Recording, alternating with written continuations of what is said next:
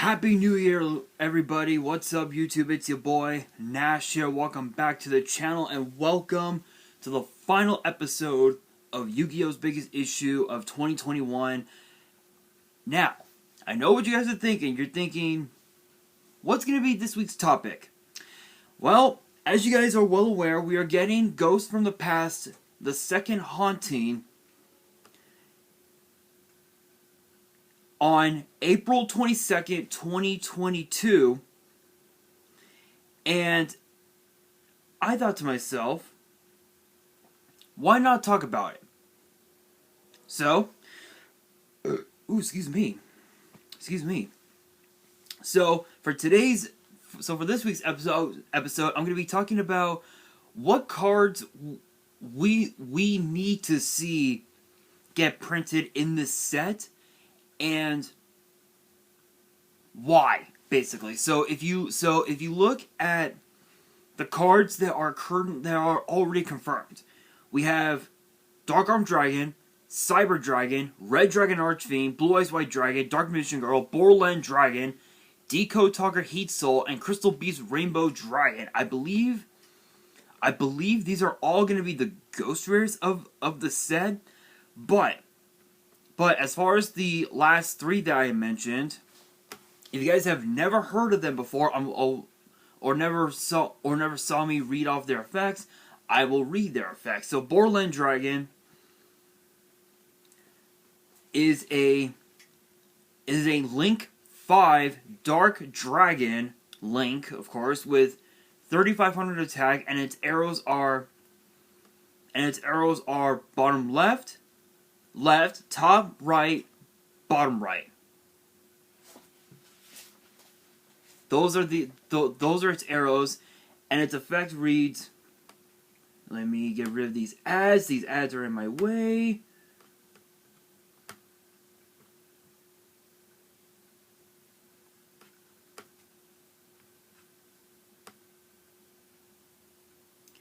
Alright, so the effect reads that it requires three or more effect monsters, and it says cannot be destroyed by battle or card effects. Also, neither player can target this card with monster effects. This card can attack all monsters your opponent controls once each. As a quick effect, you can target one effect monster on the field and a rocket monster in your grave. Negate the effects of that monster on the field. And if you do, special summon that monster from your grave. Your opponent cannot activate cards or effects in response to the effect's activation, and you can use the effect once per turn. So this card basically is this is basically Borland Dragon on steroids. That's all it is. That's all it is. It's Borland Dragon on steroids. Now as far as Decode Talker Heat Soul, I don't think I ever talked about this card on the channel. Yeah, I don't think I ever did. I don't think I did. So it's a Link 3. It's a Link 3 Fire Cybers with 2,300 attack, and its arrows are top, bottom left, bottom right. And it requires 2 or more Cybers monsters with different attributes. So this would be perfect with just Cybers based decks in general. You know, so you can mix Salmon Grace with Marine Sister or something like that, or whatever. Let's see, the effect reads, gains 500 attack for each monster it points to. As a quick effect, you can pay 1,000 life points, draw one card. Then, if your life points are 2,000 or less, you can banish the card from the field. And if you do, special summon a Link 3 or lower Cybers from your extra deck, except this card. You can only use this effect once per turn. So this is basically a way to not only get a +1 out of your deck, but it also allows you to tag this out for another Link 3, which could be Decode Talker, which is probably one of the best cards still in the format. Just so many incredible cards just so many incredible Link 3s that they can go into, which is pretty cool. Now for Crystal Beast Rainbow Dragon, or I guess it was known as Rainbow Dragon, the Zenith Crystal Beast in the OCG. But it's an 8-star Light Dragon with 3,000 attack and 0 defense, and its effect reads, if this face-up card is destroyed in a monster zone,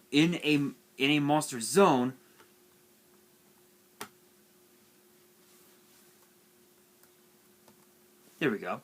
You can place it face up in your spell and trap zone as a continuous spell instead of sending it to the grave. So it's kind of similar to a regular Crystal Beast, if you will, which is pretty cool. You can only use each of the following effects once per turn. When an attack is declared involving a Crystal Beast monster, you can special summon this card from your hand. You can banish this continuous spell, special summon a level 4 or lower Crystal Beast from your deck, but negate its effects, if any. And if you do, add one Ultimate Crystal Monster from your deck to your hand. So this is basically a way to not only thin out your deck, but if you have, like, say, Neos and Neos Fusion in the hand, but you don't have Rainbow Dragon, this card basically ensures that you get Rainbow Neos. Where it basically ensures that you're able to get Rainbow Dragon into your hand, and you can summon Rainbow Neos in the same turn, which is pretty cool. Those are the cards that are confirmed.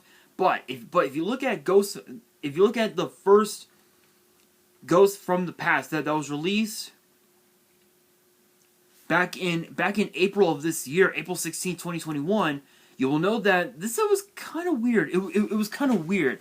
And to show off all the cards that we got from that set, going in I guess numerical order, we have Vampire Voivode, Lava Archer, Lavalval Salamander, Heretic Sky Dragon, Overlord of Heliopolis, Heretic Seal of Creation, Neshadal Genius, Hellshadal Hollow, Necros of a Red Hare, Fairy Tale Roka, Fairy Tale Tales, Galaxy Eye Cypher X Dragon, Time Thief Adjuster, Time Thief Double Barrel, Sunseed Genius Loki, Sunvine Maiden, Sunseed Shadow, Sunseed Twin, Sun Avalon Dryas, Sun Avalon Dryades, and Sun Avalon Dryanome, Sun Avalon Dryatrentier, I probably butchered that one, Sunvine Gardena, Sunvine Healer, Sunvine Thrasher, Sunvine Shrine, Sun Avalon Bloom, Starry Night Starry Dragon, Starry Night Rael, Starry Night Astal, Starry Night Flammel, Starry Night Bellfire, Starry Night Sky, Starry Night Ceremony, Starry Night Arrival, Starry Night Blast, Dragoonity Armagram, Dragoonity Legatus, Dragoonity Remus, which was one of the more hyped cards of the set. It was like a $20, $30 card. Now it's gone down to like $1, which is like bullshit, honestly. Dragoonity Draft, Dragoonity Whirlwind, Dragoonity Glow, Dragoonity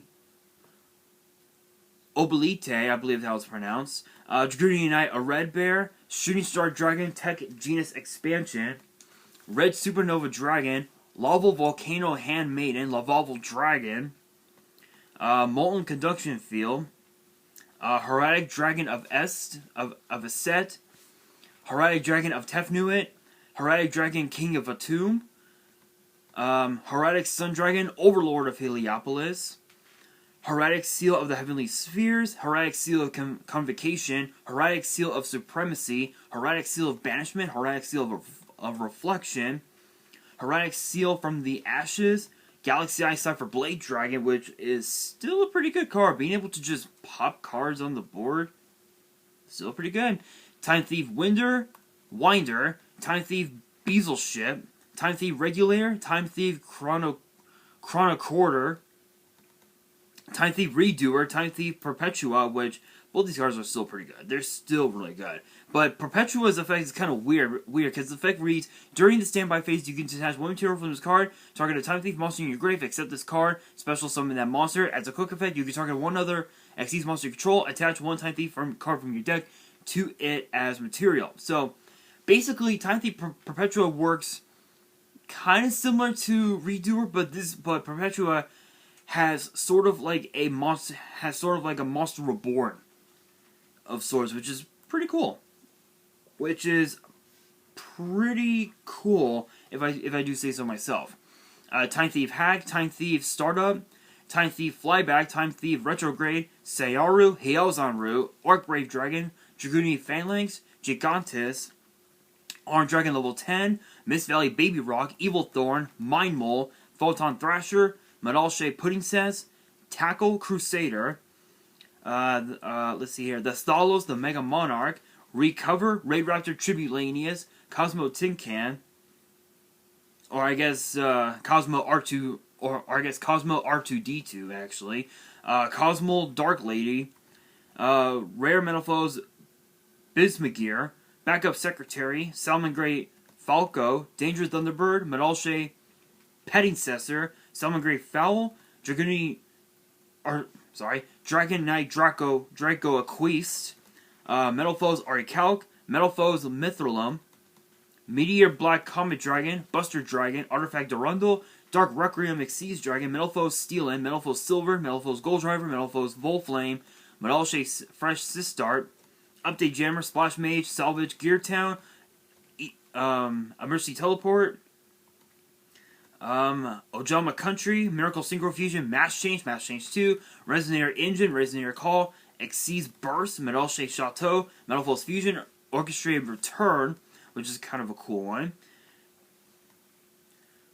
Royal Prison, Monarch's Rub, Phantom Knight's Fogblade, Cosmojo, Metal Foes Encounter, Metal Foes Counter, Metal Foes Combination, Evenly Matched, Terror of Trishula, and then for the Ghost Rares, you had Dark Magician, Blue Eyes Alternative White Dragon, Crystal Wing Synchro, Firewall Dragon, and Blacklisted Soldier of Chaos. So that was the full set list for Ghosts from the Past. It was kind of a weird set because of the fact that we basically got a core, deck cores for Metal Foes, Cosmos, and that's it. But we got, what, 3 new archetypes? Out of this set? Out of the set was like... It was like the Starry Knights. We got support for... support for the Heretics, sort of. Lavels, Dragunities, Sunseed. It was kind of a weird set, but in my opinion, if you look at this set, the biggest chase cards out of the whole set were mostly the Ghost Rares because of the fact that a Ghost Fireball Dragon is like easily $200, $300, maybe $400 because of the nostalgia technically. The BLS Link is like what 500. Crystal Wing is about what 200 or something like that.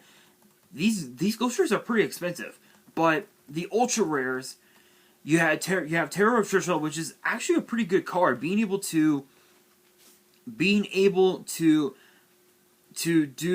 do certain things with the Ice Berries is pretty good. Evenly Matched is still a pretty busted card. Fogblade is still pretty good. Royal Prison is not too bad. Basically, it just prevents you. It prevents you and your opponent from summoning monsters from the graveyard. So Monster Reborn is just pretty much dead. Then you have of course both Resonator Call and Engine, which both are really good. Both are really good because Resonator Call is basically Rhoda for the Resonator tuners, and then Engine is basically a way to recycle 2 of your Resonator monsters back into your deck from your grave, and you're able to add a 4-star monster from your deck to your hand. So it's kind of like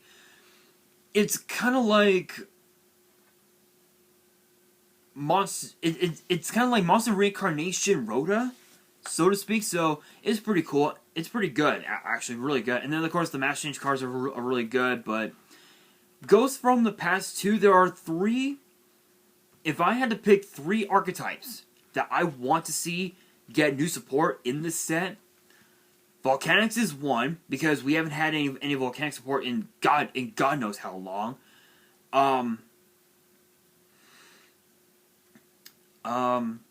What's the other one? I'm trying to think. It's like right on the tip of my tongue. Light Sworns is one, and Dark World.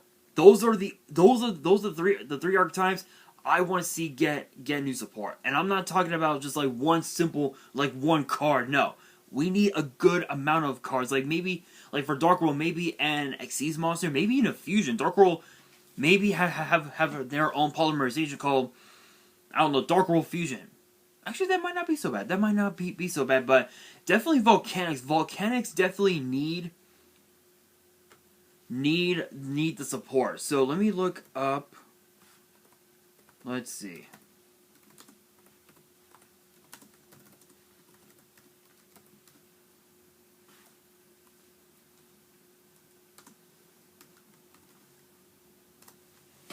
List of all volcanic cards. So I believe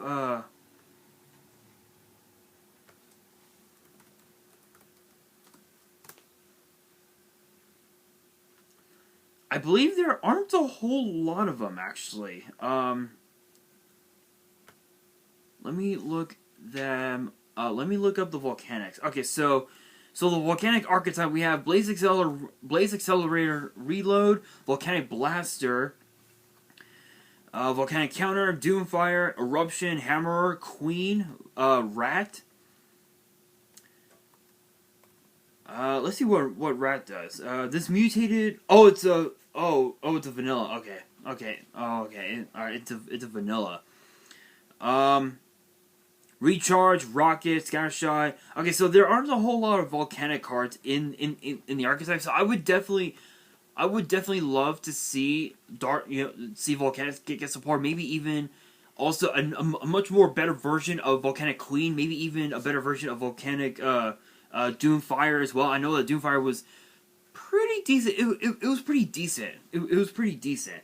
But yeah, definitely that. I feel like as if if Volcanics did get support in this set and goes from the past two, I could definitely see Volcanics becoming the new meta in 2022, which is a possibility, but it depends on what kind of support we get. Like if we get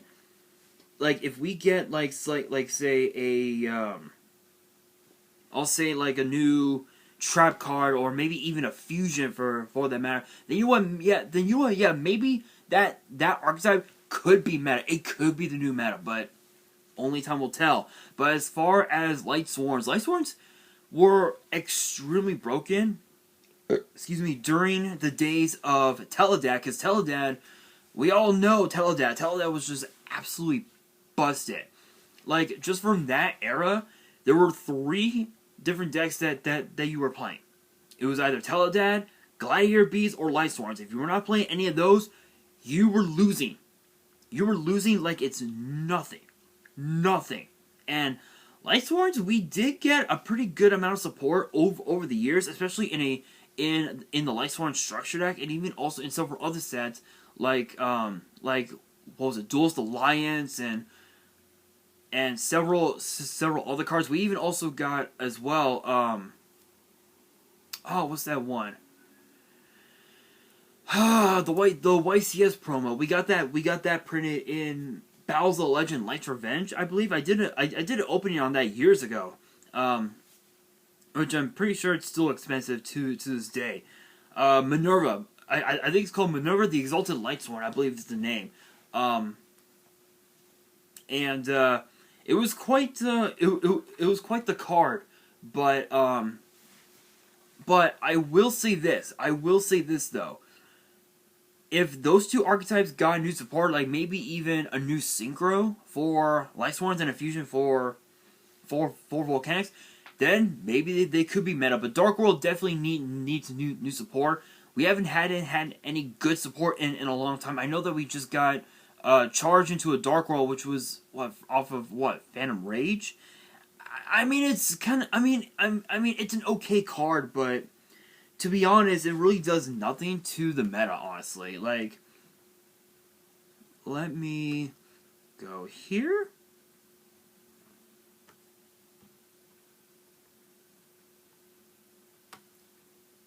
And here we are, Dark World. So as far as the Dark World cards go, we have Beige, Bro, Brawn, Ceruli, charge into a dark world. Okay, so that was the one that I had mentioned. So it's a normal spell that reads. I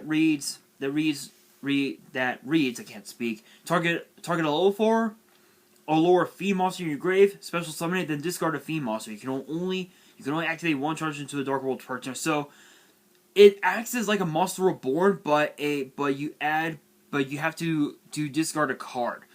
But the funny thing is that I did do a little bit of test play with it.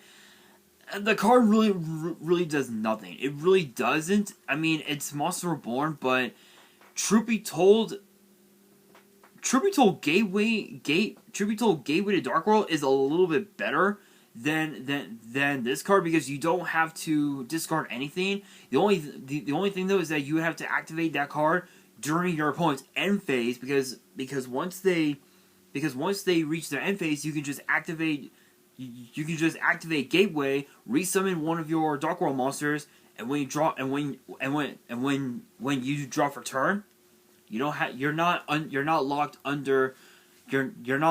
out of your summon, which is pretty good, pretty good.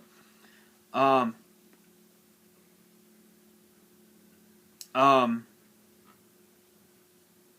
wow! So apparently, according to Yu-Gi-Oh cardguide.com, big shoutouts to them. No copyrights, of course. Apparently they have Dark Blade as a Dark World monster, which is kind of hilarious. But it's a 4-star. It's a 4-star Dark Warrior vanilla with 1800 attack and 1500 defense, and its flavor text reads, "They say he is a dragon manipulating warrior from the Dark World. From the Dark World. His attack is tremendous, using his great swords with vicious power." So I guess technically he's a Dark World monster, but still. Dark World Brainwashing, Dark World Dealings, Dark World Grimoire, Dark World Lightning, Gateway to Dark World was the one that I mentioned. Gold, Wu Lord of Dark World, Grapha Dragon Lord of Dark World, Grand Tactician of Dark World, which basically spell trap removal, which is awesome.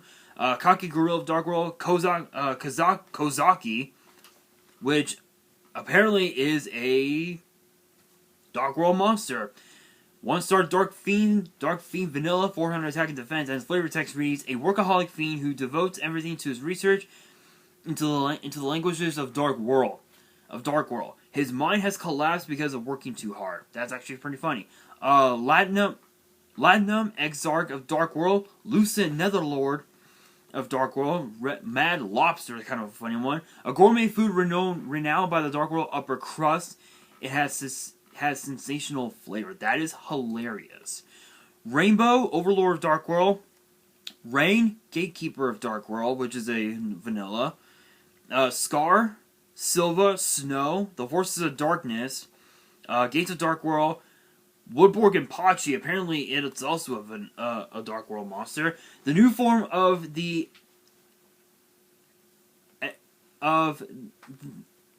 enigmatic Impachi, remodeled by cutting-edge Dark World technology. Maneuverability has been sacrificed for strong armor, which was considered more important. And of course, Zur, Knight of Dark World. So, yeah, apparently those are the cards, but some of them are just better than others. Like if you were to build a deck, which I have, of course, I use, and I'm gonna just spoil a few cards that I'm running in the deck.